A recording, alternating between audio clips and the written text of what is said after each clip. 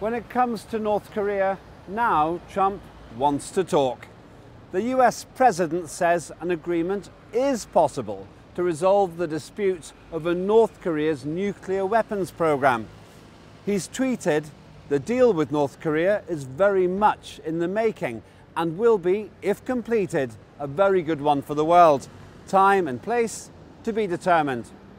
Such a summit would be the first between a North Korean leader and a sitting US president ever. The two leaders have repeatedly traded insults and threats of military action, increasing fears of war between the two countries. So the prospect of talks has been welcomed by China and Russia, as well as by South Korea. However, Washington has already tried to back out of other promises to different countries. Trump's view on the 2015 nuclear deal between Iran and 6 world powers, the US, the UK, France, China, Russia and Germany, and his open promise to tear it up, shows why Pyongyang might not easily trust him. Some commentators have said, as with the Iran deal, the American president would betray Pyongyang afterwards. That's why it has been suggested that a strong involvement by Russia or China would make such a U-turn more difficult. To underline the point, Russian President Vladimir Putin recently said that any attack on Russia's allies was an attack on Moscow itself, and Russia would hit back with a response that would cause catastrophe for mankind. In other words, the global public are still living under the shadow of massive nuclear war if talks fail and fighting starts. Is there any chance that North Korea will abandon its nuclear program? And would this be regarded as a sign of surrender to the United States, whose former embassy is here in central London? Simple questions with important answers. We've all seen and heard the provocative insults made by both America and North Korea against each other. So will these talks even happen? Here's the view of the British public. I don't really trust anything that the president in America says. Yeah. Why do you think that? Because Trump's a maverick and he will do what he will do rather than do what everybody else has done, which is just prevaricate all the time and keep putting it off. No. Why not? I just don't think Donald Trump is the right person to talk to Korea. I think they'll happen, but I think it's just hot air. Why do you think that? No one's going to tell Kim Jong-un what to do, are they? Let's be real, he's ignored everyone till now, so why would he change his stance on that? I think it's possible. If you look at the fall of Soviet Russia, you know, no one thought the Berlin Wall would come down, and yet it came down in '89. So it's not something you can ever rule out. I mean, there's going to be constant variables that change all the time, economics, political power plays, and that will change depending on who's in power, what the issues are in North Korea at the time, how America responds to it. It's all constantly changing, so it's something you can't rule out, certainly. So I think there may well could be, whether it will be in mine or your lifetime is, unforeseen. They definitely might happen. Obviously, it takes for the right people to actually get them in order. I think also it's bigger than just them two countries, because right now we're seeing a lot of controversy around the world. So I feel it might take all of them combined just to make something happen. I would hope so, because I'd rather it went to talks than to violence. So I hope that they're grown up enough on both sides to have a discussion. No, I don't think they will. I think they're just acting really childish, and you probably need a third party to come in and sort of bang their heads together, really. Well, I sincerely hope so. They won't just be in the interests of North Korea and America, but they will be in the interests of humanity. And in the words of Albert Einstein, peace cannot be kept by force. It can only be achieved by understanding. And even though publicly Pyongyang and Washington have been trading some ferocious insults with each other, privately I suspect that they are talking, and that is a good thing. I have a slight concern now that John Bolton has been appointed as Donald Trump's national security advisor. John Bolton is a ferocious opponent of North Korea, but nonetheless, I still do believe that the talks will occur between North Korea and America, and in that we should rejoice. Well, we are talking about two of the most unpredictable leaders probably in the history of the two countries. So it's really hard to say whether it will happen or not, but signs are that, to me, it seems unlikely. I mean, if you look at the steps Trump has taken since he's sacked two of his most, liberal officials in Tillerson and McMaster. Both were supportive of a negotiation with the Koreans, but he's got rid of them and installed hawks from Pompeo and also Bolton. These guys are extremely aggressive in their foreign policy. They want to bomb North Korea. And also look at the timing, May, and there's lots happening in May. In May you have the recertification of the Iran deal, and also you have the moving of the Israeli-US embassy from Jerusalem. So there's lots happening in May. So given what Trump's done since, and also the trade war with China, I very much doubt it will happen in May. But who knows, these are unpredictable guys. Does the public here in Britain think that North Korea would give up its nuclear development program if talks do go well with the United States? We asked them. No. Why not?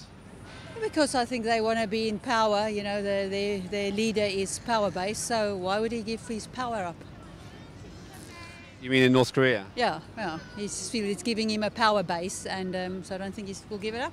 No, definitely not. That's what they've got against us. So you think that that's their deterrent? Yes, yeah. I don't think they'll give them up. I think they'll keep the weapons that they've got, and they may stop producing further, but they're not going to give them up. Well, the reason why, say, the British Empire gave up its empire was we could still be a powerhouse of a nation. This is going back years. We didn't actually need to cost the empire. We could do the same thing and maintain a presence on the world stage with the use of the nuclear weapons. And North Korea needs that. It can't really compete in any other way. A lot of its GDP is gained from actual drug sales, specifically opium and heroin. So it needs nuclear weapons to remain a big hitter alongside the likes of America, Russia.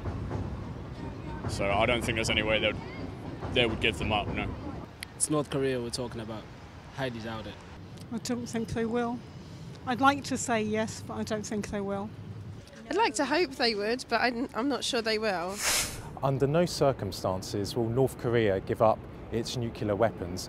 Pyongyang is very, very well aware that the reason why the Americans haven't invaded North Korea or bombed North Korea is because North Korea has nuclear weapons. For North Korea, its nuclear deterrence is its ultimate protection against American aggression, against American antagonism. Pyongyang knows that America has never attacked or invaded a country which has nuclear weapons. America bombed Serbia, bombed Libya, invaded Iraq, for example, because those countries did not have nuclear weapons. So nuclear weapons safeguards North Korean independence, North Korean sovereignty, and no matter how well or how bad the talks between Washington and Pyongyang goes, the North Koreans will not give up their nuclear weapons, and rightly so. The talks doesn't just have to go well, they have to go really, really well. Having said that, what kind of concessions is US willing to make, bearing in mind it is a superpower? Is it willing to remove its troops from South Korea? So these are the questions that will need to be addressed, and unless those basic concessions are made, I don't see how North Korea, which sees nuclear weapons almost like a religion, giving up nuclear weapons for North Korea is like another country giving up its religion. That's how they see it. and they have an argument for wanting it. I would think from their point of view, given the situation around the world, every single nuclear country in Europe, UK, France, and also the US, they've increased their nuclear stockpiles. They've invested a lot in nuclear weapons, so they see that as a threat. So unless you can make those concessions and reassure them, I don't see how you can convince them to give up their nuclear weapons. Similar promises of security were made to the former leaders of Libya and Iraq. Does the British public believe that Kim Jong-un should trust the United States in talks, or is there a risk of being betrayed later? Well, I think, as I said earlier, I don't think you can trust the president. So I think there's other people that you can probably trust, but at the moment, I don't think the two of them are equally as trustworthy. Well, for sure, yeah. I mean, obviously they want to try and do something about it, but dealing with someone like Kim Il-jong or Kim Jong-un is not going to make life easy for anyone, but better to talk than not to talk. America does what it wants, doesn't it? They think they're the superpower of the world and no one can touch them, so who would trust the Americans? I think so, yeah. Why is that? Because regardless of what your creed, relations, colour, any of that, the making of money and capitalism, the only colour it cares about is green. And that's the same whether you're American, Korean, South Korean, Russian. So I think when times are desperate enough, yeah, I think the motivation of money will come into play, definitely. Yeah. No, we just need to take America off their high horse. It's about time they stop being considered the leaders of the world, because obviously we see a lot going on. There's a lot of culture diversity now. We see a lot of light being shed on Africa. So we just need to get America off that high horse. I think it's a gun culture there, and there's a lot of money in guns, and I don't think it's going to be a simple yes or no answer. I think it's going to take time and negotiation, and the people. The people have got to say what they want. Not currently. I think he's absolutely bonkers. History proves that America is not a reliable country. Any country which trusts America does so at its own peril. Now, I have to support how Donald Trump has called for a meeting with the North Korean leader. That is important. It is important not just for North Korea, not just for America, but for the wider region. If there was to be an outbreak of hostilities between America and North Korea, the human cost would be absolutely horrific. So America and North Korea will enter into talks not really trusting each other, certainly not liking each other, but what's the alternative?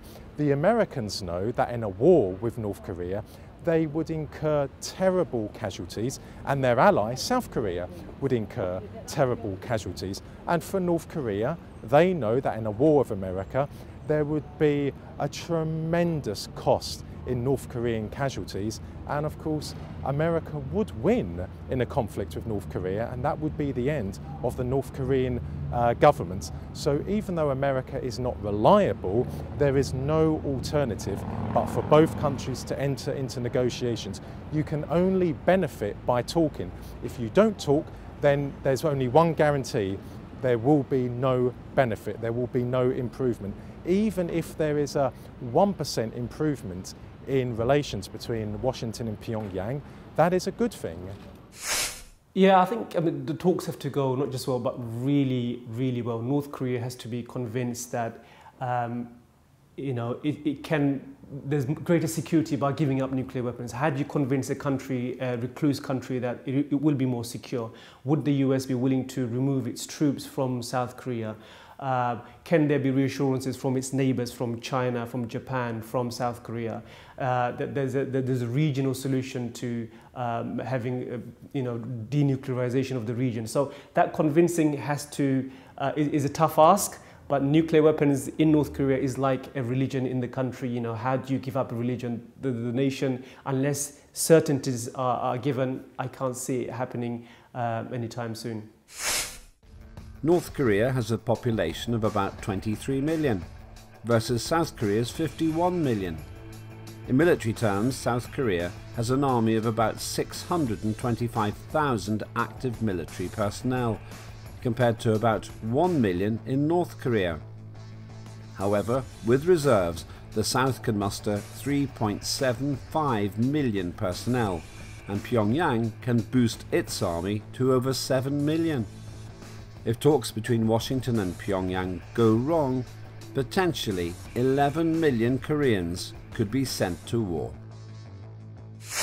Some described North Korea's decision to agree to talks as giving in to the US. What does the public think? No. Why not? I think they're just talking. By talking is not to say they're going to change anything, or even if they say they're going to change, if they will change. Don't believe it. China is quite happy for North Korea to be where it is because it excludes American influence in that particular region. So rather than applying all the sanctions they have done, they've allowed them to continue, but on a sort of much more limited basis.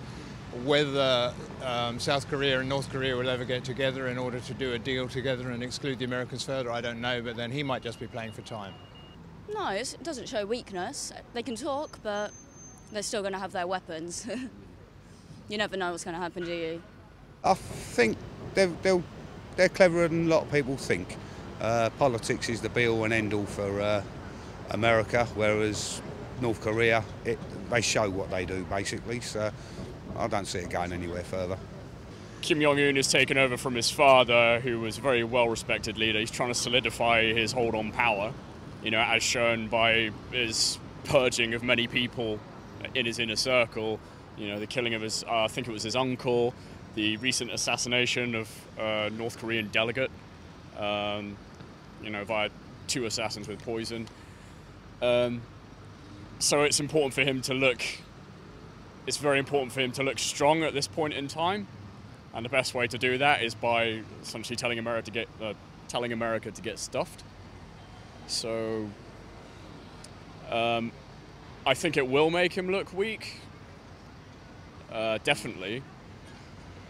But if you can find some way of allowing him to maintain semblance of dignity while also getting to the meat of the issues at hand, I think will be the way forward. No, I don't. No, I don't think they're giving in at all. I think they just want to give the appearance that they're willing to talk. I hope they are, but I'm not sure. No, I think they need to be seen to be trying to make an effort and have talks. I don't agree with that, and I don't believe we should view this as who has won and who has lost.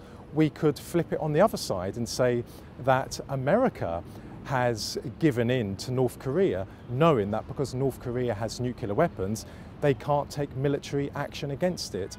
I don't believe that North Korea has won or lost. I don't believe America has won or lost. There is only one winner in all of this, and that is humanity, that is mankind.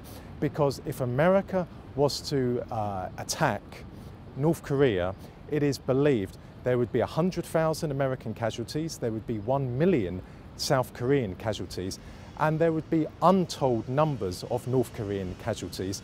So please, let's not view this as who has won, who has lost. By both parties entering into dialogue, humanity has won, peace has won, stability has won. We must support communication. I mean, to some extent, I mean, North Korea does have the highest expenditure in weapons as a percentage of its GDP in the world, so it's hurting. And I won't be surprised if that's part of the consideration, the calculation. But that said, you know, Kim Jong-un can present this as a success in the sense that he's not made any concessions, and he's got a table, he's got a meeting with the superpower, he's got a meeting with the United States president. So without having to concede anything, to him, he can present that as a success to his country. So In some ways, no, it's not giving in, but I won't be surprised if within the corridors of power, they are thinking, if there is a way without making us look weak, without making us look like we've compromised, then why not? So it's what it seems to be at the moment. What would happen if North Korea and the United States do not reach an agreement at the end of such talks? Here's the public's view. Oh, I don't know. I really wish nothing bad happens. So I don't know. I honestly don't know. I don't know if it's just too, male testosterone, hemming and hawing backwards and forwards. Back to what it's been before, which is, heated conversation and everybody name-calling and possibility of worldwide nuclear goodbye to everyone. So I hope for that sake alone that the talks continue. Nothing. Just be a load of hot air and threats. No one's clever enough to push that button. It's not going to happen. They push that button, everyone pushes it, and no one's a winner. I would like to say there wouldn't be war, but I wouldn't necessarily discount it either.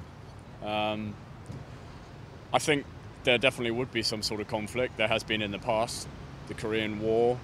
There's certainly been skirmishes between North and South Korea. But I think South Korea actually has a lot of say in whether that happens or not, because when you look at the demographic of South Korea, an awful lot of them want unification with the North. And with the North, there's a similar thing. In fact, some of the factories on the line of the DMZ are actually joint owned. They have North and South Korean owners, workers, sorry. So I don't think there will be war, at least not for maybe another 70, 80 years. I'm not sure if I'd say war, because it feels like we're already living a war. So I don't know. I don't know what the worst could happen from here on. I hope so. I hope so. I mean, people like to blow it all up and say we're going to war and everything else, but I hope that all countries have learned that that's not the best way forward, and that they'll just negotiate more but actually get something done. Well, you'd like to hope they're going to other talks, but I think it's quite worrying. I think it could escalate, and I think that's what everyone's really nervous about. Well, if they don't reach an agreement by the end of these talks, then I hope there will be another round of talks between them. The differences between North Korea and America are absolutely enormous. They are diametrically opposed to each other on virtually every issue. So we have to give this time. An agreement will not be reached overnight, and I don't believe an agreement will be reached in the first round of talks. But all that matters is that the Americans and the North Koreans are talking. They are no longer talking in the language of war, because in war, who loses? It's ordinary people. Ordinary people die. Men, women, children, elderly people. So yes, it is unlikely there will be an agreement in the first round of talks, but I hope, and we should support further talks between the two, because in a war, America, the American people won't win, the North Korean people won't win. I think this scenario would be worse because, as I said, there's a camp within the US who believe in the first strike policy, and those individuals are within the administration now, Pompeo and also Bolton. So they could make the argument, we've tried negotiation, we've tried the dialogue avenue, and we've failed. So if the argument is made in a more forceful way, then I think we're in a much worse situation than we were previous to any kind of negotiation and dialogue, because there won't be any other alternative other than, according to their view, the hawks within the US, that we need to bomb North Korea. So it puts us in a more precarious situation, I would think. North Korea has said it would consider abandoning nuclear weapons in exchange for security guarantees. Already, talks are underway between North and South Korea about the military situation and the highly fortified demilitarized zone between the two states. Washington's involvement is seen as a highly influential element in turning such talks to action. We've seen that Donald Trump has a history of provoking North Korea, and his latest threat to exit the nuclear agreement with Iran seems to give reason to be cautious. Is the US reliable? Critics point out that, while President Trump may want talks today, he wanted a war of words yesterday, and no one really knows if he'll want a very different kind of war tomorrow.